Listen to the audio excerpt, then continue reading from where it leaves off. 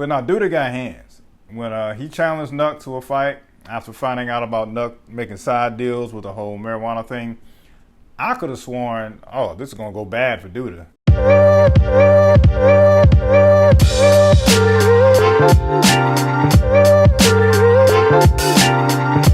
Hey, what's going on, folks? Another episode of Ryan Reviews Everything, and we are talking about the latest episode of The Chi. I think it was called Tower of Tears, something of that nature.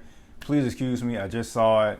Title kind of escapes me right now. I'm going to be jumping all over the place because this episode was, it was pretty. It had some turning points in here.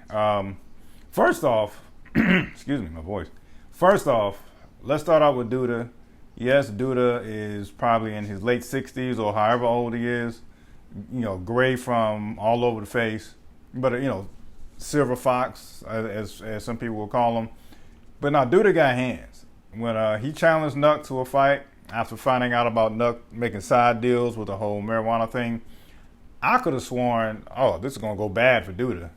And boy, was I wrong. So apparently Duda got hands. Duda still is a menace to be dealt with. He did that and immediately just, treated an old girl, his side piece or whatever. Treated her like it's transactional, and I'll leave it at that if you get my drift. Definitely treated her like it's all transactional, and she looked very, very offended, very disrespected. Duda out here, man. Duda out here, yeah, he's turning up out here. And speaking of turning up, there's no proof of it yet, but I do feel like Duda was responsible for the car bomb that went off in front of Smokey's. It definitely had me on the edge of my seat because I truly, truly thought Keisha and the baby was in the car.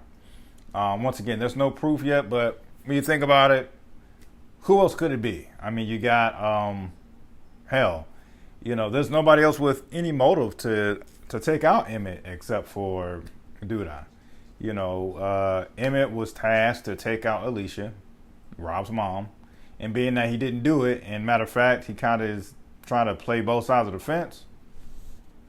It has to be Duda. Don't see it any other way. It was kind of quick, but definitely you see where the story is going back with Luke James' character, Vic. Vic is just taking a break from politics for a while, taking a mental health break, if you will. And on top of that, he is trying to get his girl Fatima back. So, hey, got invited to Thanksgiving, and that was a whole, nice, wholesome scene of, hey, just come back to the house. I miss you, this and the third. So sweet. I will say this on the side note. I am rooting for Luke James this year. Luke James, 2024 has been his year already. He already gave an award-winning performance with the season series of Them. And then he's back to business being Vic, a.k.a. Trig, in The Chi. So I dig that. I think that's super dope. Another storyline that I'm really am looking forward to seeing how it develops is Emmett's half brother. He has this former inmate who got caught up in a crime. Mainly, it sounds like because of the half brother, and now the half brother sounds like he's being extorted. Basically, he's being extorted just for homeboy to keep his mouth shut. And granted, the half brother does sound kind of foul. It's like, all right, I think I understand this point. I will probably want a piece too. It's like, I already went to jail and took the rap for you. I'm in jail, found out you're sleeping with my girl, whatever you want to call it. I don't know if they were married or if it was on the verge of being an ex-spouse. Sounds like it was still his girl, and yet the half brother was sleeping with the ex-girl in the first place. So it sounds like he was violating all around, but that doesn't give him an excuse to try to extort Smokies, if nothing else. There was definitely no sign, unfortunately, no sign of Jake this episode, but his name was brought up, and that was something I was curious about, and we kind of got an answer about it.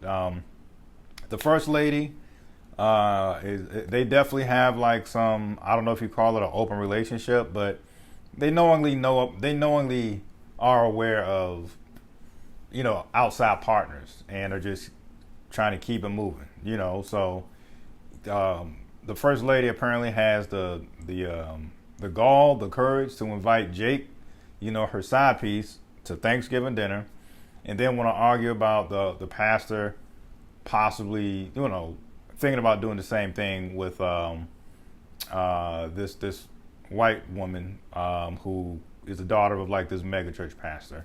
Granted, the pastor hasn't slept with this white lady yet, but the first lady was throwing the race card all around. Like, you're going to embarrass both of us if you bring this white girl to dinner, this and the third. So that was kind of awkward. But yeah, man. I also like that Bakari is now aware of Britt's full attention for why she really came back into his life. And from that point, I definitely see Bakari cutting Britt off. And you know what? Light bulb just hit me. I think that's further proof why it was Duda who was responsible for the car bomb and nobody else. I feel like Britt may have gotten wind of Emmett somehow siding with Alicia, and then Duda is sending a message about blowing up the car. That's just me. And yeah, man. That's really it, man. If you see this video, come across this video, let me know your predictions on the next episode. Once again, yeah, it has to be nobody else but Duda with the whole car bomb thing. I do feel like Duda's demise is inevitable. Like he's rubbed so many people the wrong way throughout Chicago that somebody's going to get to him. Perhaps maybe it's Nuck, when it's all said and done. Nuck just got his ass whooped. Nuck is trying to be a present father. The moment he found out that the kid is his, maybe this is like a roundabout way of him trying to get out of, change his ways and do a better life. Let me do what I have to do with Duda and then just try to live the straight and narrow for my child. I can't get Keisha back, but I can at least be a better father for my child. That's just my theory. Let me know what you guys think. Love to hate it. That's my opinion. Peace.